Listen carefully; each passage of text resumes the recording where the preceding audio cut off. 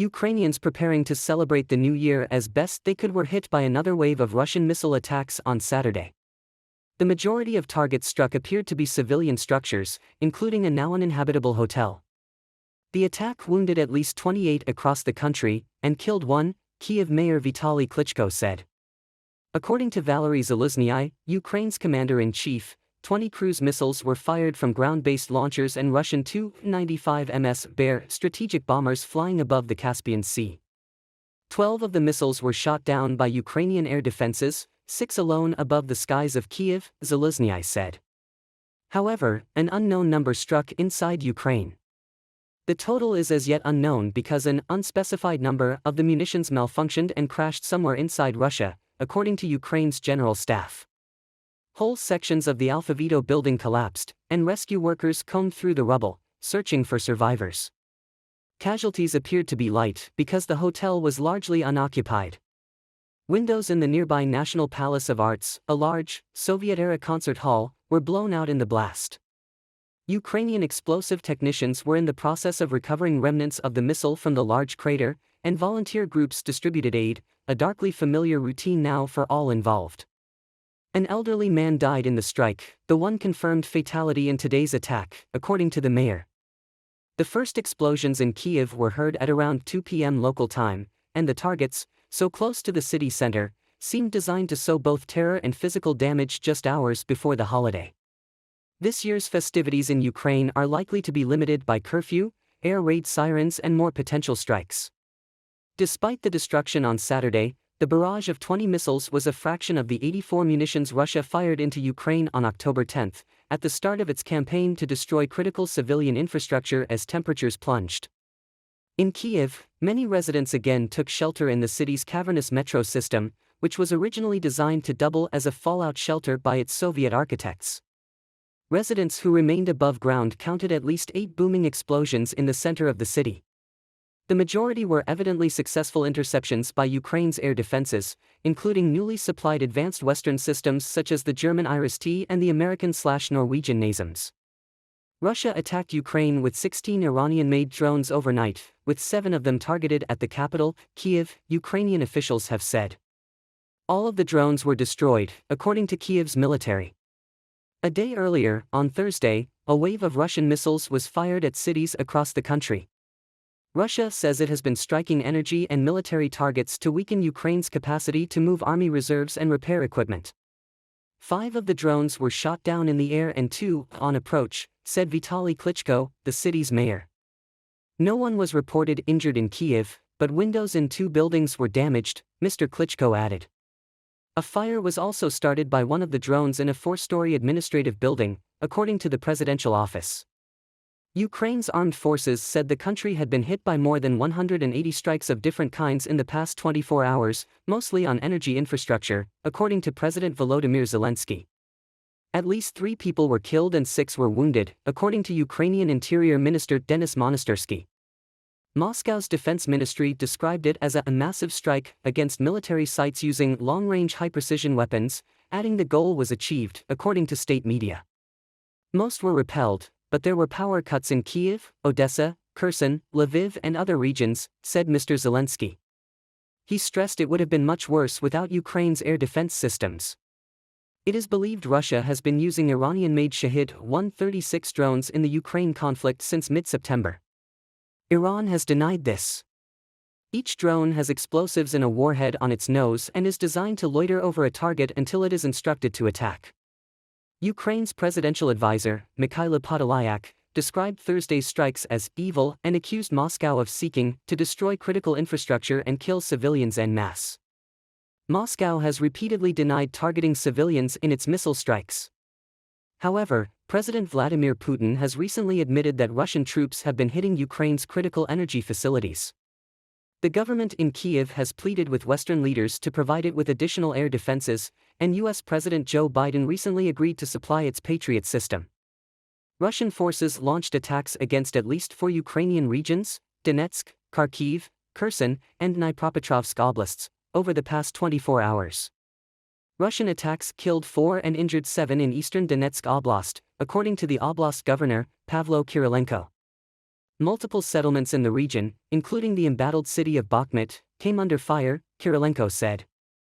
According to Kirilenko, at least 1,285 civilians have been killed and 2,802 wounded in Donetsk Oblast since the beginning of Russia's full-scale invasion on February 24. These numbers don't include casualties in occupied Mariupol and Volnovakha. Russian forces also shelled 3 communities in northeastern Kharkiv Oblast with mortars and artillery, killing 1 and injuring 1, Kharkiv Oblast Governor Ola Sinyhubov reported. Near the city of Kharkiv, an unidentified landmine killed a civilian, the governor said. According to Serhiy Kruk, who heads Ukraine's state emergency service, about 30% of Ukrainian territory is mined due to Russia's full-scale war, equal to twice the area of Austria. The liberated parts of Kherson Oblast were shelled over 60 times on December 30, the oblast governor, Yaroslav Yanushevich, said. Russian forces used multiple launch rocket systems, mortars, and tanks to attack the oblast, he added. The attacks injured 2 people and damaged private houses and apartment buildings in the city. Russian forces also shelled 2 communities in Dnipropetrovsk Oblast with heavy artillery, according to the oblast governor, Valentin Reznichenko. No casualties were reported, according to Reznichenko. The Russian occupation forces have now lost more military equipment and weapons in Ukraine than they had in their possession at the time of the full-scale invasion on February 24. The enemy continues to suffer huge losses in combat. In terms of the main types of weapons and military equipment, such as tanks, armored combat vehicles and artillery systems, their losses now exceed the number of weapons and military equipment which they had at the start of the invasion. In particular, we have destroyed more than 3,000 enemy tanks, 6,000 armored combat vehicles, 2,000 artillery systems, 420 multiple launch rocket systems, about 300 combat aircraft, and 270 helicopters. Brigadier General Hromov also emphasized that since the beginning of the hostilities, Ukraine's Air Force alone has destroyed a total of 1,893 air targets, comprising 187 aircraft, 107 helicopters, 678 cruise missiles and 921 unmanned aerial vehicles. Furthermore, some of the air targets were shot down by other forces and technical resources of the armed forces of Ukraine and other components of the defense forces. President of the Russian Federation, Vladimir Putin recorded New Year's greetings to the Russians with people in military uniform in the background. The year 2023 has come to Kamchatka Krai at 1400 hours Kiev time. Putin's speech was posted online. Putin quote, "Last year was a turning point that will become the foundation of the future and independence of Russia. The truth is on our side, we are protecting our people on our historical territories. For many years, the Western elites have been assuring us of their peaceful intentions, in Donbass region in particular, all the while supporting neo-Nazis. The main aggressor has thanked the Russian soldiers for their strength of spirit and courage and voiced his conviction that Russia will overcome any difficulties and will remain great and independent. In particular, social media voiced a suspicion that the dictator once again used his actors. Previously, at the time of this recording's broadcasting, Putin was shelling Ukraine. Ukrainian officials report on the strikes in the cities of Kyiv, Khmelnytsky and Mykolaiv. 1 person died in the shelling, 13 others were wounded and a significant amount of destruction was reported in the capital. As Ukrainians were about to gather to celebrate New Year, hoping for a better year ahead, Russia went the extra mile to deprive people of even the slightest holiday mood. A few kilometers from central Kyiv, multiple ambulances stood waiting. In one ambulance, the crew was trying to calm down a yelling man with a slight hysterical snap in his voice. An older woman looked to be on the verge of tears as she looked for her daughter, saying she didn't know where she was. Down the hill, near Protsiv Yar, a big crater appeared to have been gouged into the path. The explosion appeared to have destroyed one of the 2-story buildings in the area. A nearby, taller residential building also appeared to have been struck by a fragment, several top-floor windows knocked out, the area around them charred black. Locals who didn't decline to comment reported hearing different numbers of explosions. Besides a strike, Victoria said she also heard multiple blasts that sounded like they were the result of air defense systems. Russia launched yet another barrage of missiles, the 9th since October 10, across Ukraine on December 31, killing at least 1 person and wounding over 30, most of them in Kyiv, on New Year's Eve. At least 8 massive explosions were heard across Kyiv at around 2 p.m. while Ukrainians were preparing to celebrate the New Year despite the expected threat. The early winter dusk settling on the Alphavito in central Kyiv hardly hid the damages of the Russian missile that hit what used to be a four-star hotel. Not much was left of the hotel's facade, while the building's corner was completely ripped off by the missile, injuring Wataru Sakita, a 36-year-old Japanese journalist staying there. The broken, shattered glass glittering on the pavement was cracking under the swift sweeping of the city's cleaners team, determined to eliminate the aftermath of Russia's strike. Despite the glass crackling under their steps, neighbors kept coming to a small, fully lit, and windowless grocery store to buy some of the products miraculously spared by the explosions. According to Commander-in-Chief Valery Zaluzhnyi, the Air Force shot down 12 of more than 20 cruise missiles fired by Russia. The Air Force shot down 6 Russian missiles in Kyiv Oblast, 5 in the northern Zhytomyr Oblast, and 1 in the western Khmelnytsky Oblast. The deadliest attack was witnessed in Kyiv, where 1 person was killed and 21 were injured. At least 6 people were wounded in Mykolaiv, 2 in Zaporizhia, and 2 more in Khmelnytsky. On December 31, Russia launched 31 missile and 12 airstrikes across Ukraine, the General Staff of Ukraine's armed forces reported in its morning briefing. Russia also launched 13 Iranian-made Shahid-136 combat drones, but all of them were shot down, the General Staff said. Russia also fired 70 attacks at different regions of Ukraine with multiple rocket launchers. Ukrainian forces also repelled Russian attacks near 9 settlements in Ukraine's eastern Luhansk and Donetsk Oblast, according to the General Staff. Ukraine repelled attacks in Stelmakivka, Ploshenka, and Bilohorivka in Luhansk Oblast and Soldar, Bakhmutsk, Bakhmut, Ozaryanivka, Mariinka, and Pobyeda in Donetsk Oblast. Later overnight on January 1, Russia launched another series of attacks on Kyiv. The Kyiv City Military Administration reported at around 4:30 a.m. on January 1 that air defenses had downed 32 aerial targets over the city. It was not clear if the aerial targets were drones or missiles.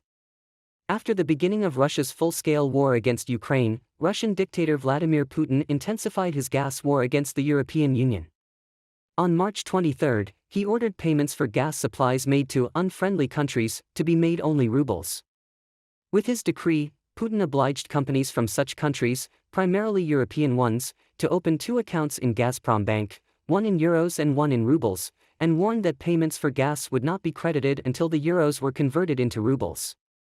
EU leaders initially rejected Putin's demand to pay for Russian gas in rubles. In addition, the G7 countries agreed to reject Moscow's demand to pay for its energy imports in rubles. On March 31, Putin said that if payments were not made in rubles, gas exports will be stopped. The EU stated that it will not give in to Russia's blackmail, and head of the European Commission Ursula von der Leyen noted that payment for Russian gas in rubles would constitute an evasion of sanctions. However, Putin's demands to pay for gas in rubles divided the EU member states. Some countries allowed importers to pay under the new scheme, while others refused. For those states who outright refused and whose payment deadline came, Putin cut off the gas. In particular, the supply was stopped to operators from Poland, Bulgaria, Finland, and the Netherlands. Finally, the EU leaders agreed on a plan to buy Russian gas, which will avoid the violation of sanctions and at the same time satisfy Putin's demand for payment in rubles. Nevertheless, gas supplies from Russia to the EU have since plummeted. Besides, the EU is currently discussing limiting the price of Russian gas. First Deputy Minister of Internal Affairs Yevgeny Yenin gave the figures on Ukrainian national television on December 31. 2,220 criminal proceedings have been initiated over the cooperation of citizens with the aggressor state, 108 sabotage and reconnaissance groups have been exposed, and more than 1,880 people who are probably involved in sabotage activities have been detained, he said. Yenin added that deoccupation measures continue on the territories liberated from Russian forces, and this process is continuous. According to the First Deputy Interior Minister, the work of law enforcement covers a lot of issues, recording war crimes, providing documents to residents of the liberated territories, humanitarian demoning, etc. Following the first wave of liberation of Ukrainian territory in late March and early April, mass graves and torture chambers were found in areas of Kyiv, Chernihiv and Sumy oblasts. Police have opened investigations into atrocities and war crimes allegedly committed by the Russian army, and have been helped by teams of investigators from other countries. Police have also detained Ukrainian citizens who collaborated with the invading Russian forces, and several have been charged with treason. UK Prime Minister Rishi Sunak said in his New Year message that Britain would continue to stand with Ukraine against Russian, barbaric and illegal invasion of Ukraine in 2023. The UK provided $2.8 billion, £2.3 billion, in military aid to Ukraine in 2022, which is more than any other nation except for the US. Sunak's government has committed to sustaining the same level of funding to Ukraine in 2023, the UK's Defence Secretary Ben Wallace announced on December 29. Sunak made his first official visit to Ukraine as Prime Minister, meeting with President Volodymyr Zelensky in Kyiv on November 19. At least 2 groups of Iranian-made drones have entered Ukrainian airspace. According to Kim, the drones are flying towards Palahi, Dnipro, Melitopol and Mykolaiv. One of the drones has been destroyed. At least 2 groups of Shahid kamikaze drones have entered. They are flying towards Palahi, Dnipro, Melitopol and Mykolaiv. Air defense system is operating and NBSP. As of 22:20, an air raid siren has been sounded in Odessa, Mykolaiv, Kherson, Zaporizhia and Dnipropetrovsk oblasts, as well in Luhansk Oblast and occupied Crimea, which is typical. Ukrainian President Volodymyr Zelensky told Russia that no one will ever forgive you for spreading terror following a series of missile attacks on New Year's Eve. Zelensky said in an address on Saturday that the missile attacks will not mark the end of the year but the outcome of Russia's fate in that it will not be forgiven. He mentioned that Russia launched missile attacks during the war at other holidays such as Easter and Christmas. Zelensky said Russia is not at war with NATO, as Russian propagandists lie about, but for Russian President Vladimir Putin to remain in power for life. And what will be with all of you, citizens of Russia, does not concern him, he said. Your leader wants to show that he has the troops behind him and that he is ahead. But he is just hiding. He hides behind the troops, behind missiles, behind the walls of his residences and palaces. Zelensky said the missile strikes caused casualties but Ukrainian officials will aid those affected. He said Ukrainian air defenses intercepted most missiles, saving lives, which demonstrates that the world must provide more help to Ukraine. Just 1 year ago at this time, while U.S. national security experts were growing increasingly concerned Russia would unleash a massive military onslaught against Ukraine, most Americans, as well as many around the world and even in Ukraine, had no idea a huge escalation of Russia's long war against its neighbor was around the corner. Few would have guessed that 1 year later, not only would have Russia commenced its operation but that Ukraine would have repeatedly defeated the invaders, America would have led the world in support for Kyiv, more than $100 billion in aid would have been committed to support Ukraine's defense of its land and people, and that NATO would emerge stronger, and very likely larger, as a result of Putin's gross miscalculation. A late November report from the International Committee of the Red Cross, ICRC, begins by noting that there are more than 100 armed conflicts in the world today. The suffering caused by these conflicts, combined with climate shocks and rising food and energy prices, will make 2023 a year of vast humanitarian need. Also worth exploring is the Geneva Academy website, which currently identifies 110 armed conflicts in the world, including more than 45 in the Mideast and North Africa, more than 35 in the rest of Africa, 21 in Asia, 7 in Europe and 6 in Latin America. The report from the ICRC cites countries and regions in which the pain is likely to be particularly acute. These include Somalia, the Democratic Republic of the Congo, Yemen, Ethiopia, Syria, the Sahel, Haiti, and Ukraine. Many of these places recur in other such lists. The International Rescue Committee's list of the top 10 crises the world can't ignore in 2023 is topped by the ongoing human disasters in Somalia and Ethiopia. Also on its list are Afghanistan, the Democratic Republic of Congo, Yemen, Syria, South Sudan, Burkina Faso, Haiti and Ukraine. Poverty, drought, failed efforts at diplomacy, endemic violence, terrorism and war all factor into the projected suffering for the people of these regions. For Washington's Center for Strategic and International Studies, SISE, Tony Cordesman, Emeritus Chair in Strategy, has produced A World in Crisis, The Winter Wars of 2022 to 2023. The SISE evaluation identifies wars that are violent or non-violent that are ongoing in the winter of 2020 to 2023 and that seem likely to continue to affect global security in the future. These include what they identify as winter wars in Ukraine, between the West and Russia on economic and political issues, another contest between the West and Russia on military preparedness, one on nuclear forces and deterrence, one on precision and emerging weapons technologies, one concerning going from cooperation and competition with China to confrontation and active war planning, one in the Middle East, another in the Koreas, another pertaining to proxy and gray area conflicts, and finally one pertaining to fragile, divided, authoritarian and undeveloped states. U.S. President Joe Biden and President of Ukraine Volodymyr Zelensky walked to the Oval Office of the White House on Wednesday, December 21, 2022. Ensuring the U.S. provides adequate resources to Ukraine will be critical to moving the conflict toward a resolution, a goal likely to dominate attention in Kyiv, Moscow, D.C., and Brussels as the year progresses. Some of the toughest battles may be with a Republican-controlled Congress that is resistant to offer further support. The possibility of escalation by a frustrated and defeated Russia is another area that will demand continuing attention.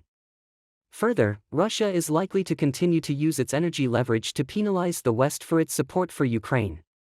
Finally, expect more flare-ups in the Baltic region as Sweden and Finland move closer to joining NATO and Russia rattles its sabers. Pelosi's Taiwan trip isn't helpful to anyone but China. While I don't think it is likely China will attack Taiwan in the next several years, this will remain one of the world's most dangerous situations. The Chinese will continue to conduct military operations in the area. Taiwan will seek to build up its forces. The US will help Taiwan. Unrest in Russia, China, and Iran. All three of these countries are seeing unprecedented levels of political unrest. Should that unrest threaten the current governments, crackdowns are likely, and should those crackdowns become brutal or trigger even greater unrest, as is already the case in Iran, the potential associated risks will warrant and draw immediate attention. U.S. President Joe Biden, speaks during a meeting with Israeli President Isaac Herzog in the Oval Office of the White House in Washington, D.C., on October 26, 2022. The new hard-right government in Israel is likely to prove to be a headache for the Biden administration from its first days in office. While some of the problems will be largely political in nature, others will have significant security consequences. These could include growing conflicts with Palestinians, due to the increasingly oppressive policies of the new government in Jerusalem. That government will also be seeking to fan the flames of conflict with Iran, an axis of tension that will be important to watch and try to contain. Given Iran's efforts to help Russia in Ukraine, the US and Western appetite for penalizing them on that front, including via cyber attack, covert activity, or looking the other way Israeli operations, might well grow. Kim Jong-un is intent on building up his military capacity even as the people of his nation suffer. Further missile tests seem inevitable. Nuclear tests seem a real possibility. Growing tension with South Korea, Japan, and the US are therefore inevitable. The potential for conflict and humanitarian crises caused by drought or extreme weather is growing annually. This can, and almost certainly will, produce famine, disease, refugee crises, water wars, and other forms of conflict. When these problems strike, rapid response is key to containing them. So, too, is diplomacy.